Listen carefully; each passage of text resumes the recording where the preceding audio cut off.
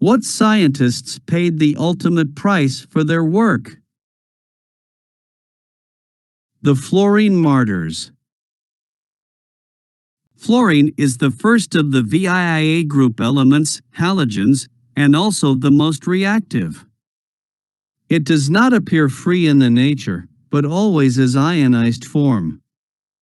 It can oxidate even oxygen into oxygen difluoride. As such, isolation of elemental fluorine is extremely difficult and dangerous. Progress in isolating the element was slowed by the exceptional dangers of generating fluorine. Several 19th century experimenters, the Fluorine Martyrs, were killed or blinded. Humphrey Davy, as well as the notable French chemists Joseph-Louis Gay-Lussac and Louis-Jacques Thénard, experienced severe pains from inhaling hydrogen fluoride gas. Davy's eyes were damaged. Irish chemists Thomas and George Knox developed fluoride apparatus for working with hydrogen fluoride, but nonetheless were severely poisoned. Thomas nearly died and George was disabled for 3 years. French chemist Henri Moiselle was poisoned several times, which shortened his life. Belgian chemist Paulin Luyet and French chemist Jerome Nichols tried to follow the Knox work, but they died from HF poisoning even though they were aware of the dangers. Finally, Henri Moiselle was able to isolate fluorine in his famous experiment. Kids, do not try this at home. 73.6K views. View 2,860 upvotes. John Smith. Barry Kidston was a 22-year-old chemistry student in Maryland, USA, in 1976, and he had one major interest in life's passion: making narcotics that he and his buddies could legally consume.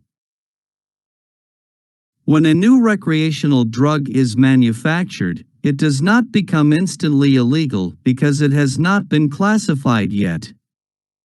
Even if a new drug produces the identical effects of an existing illegal narcotic, so long as its chemical structure is different, no laws are being broken if produced and sold. There is, thus, a lag time for people to manufacture and sell designer drugs when they are first discovered, and Barry Kidston wanted to climb through that loophole.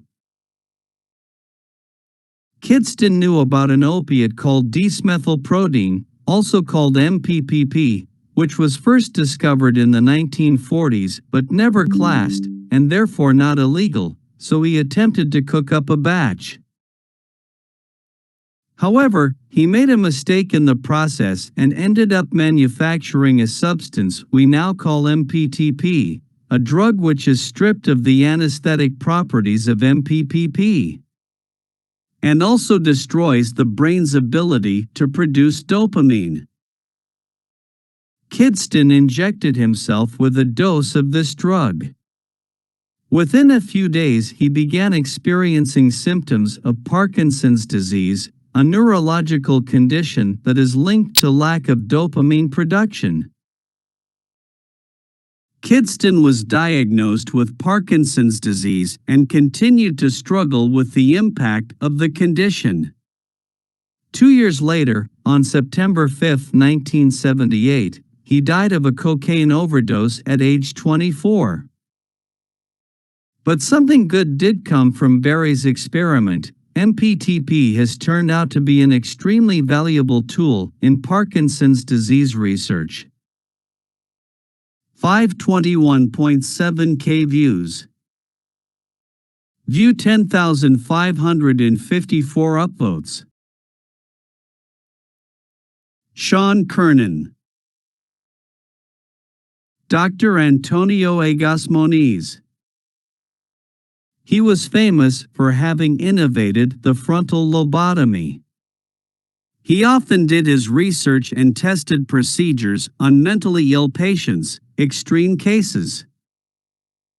He won a Nobel Prize for his research. But, later, one of his patients, who had a severe case of schizophrenia, shot him several times. He was paralyzed from the waist down and suffered complications for the remaining year of his life. 323K views. Views 6,044 upvotes. Chukwabuka Sunday. Franz Reichelt literally sacrificed himself just to prove the authenticity of his invention.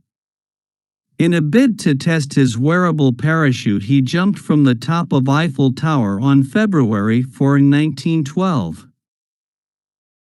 He filmed the process because he thought he was about to make history.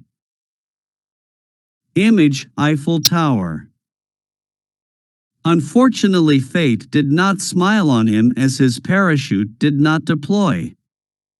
He fell to his death. 253.7K views. View 1,656 upvotes.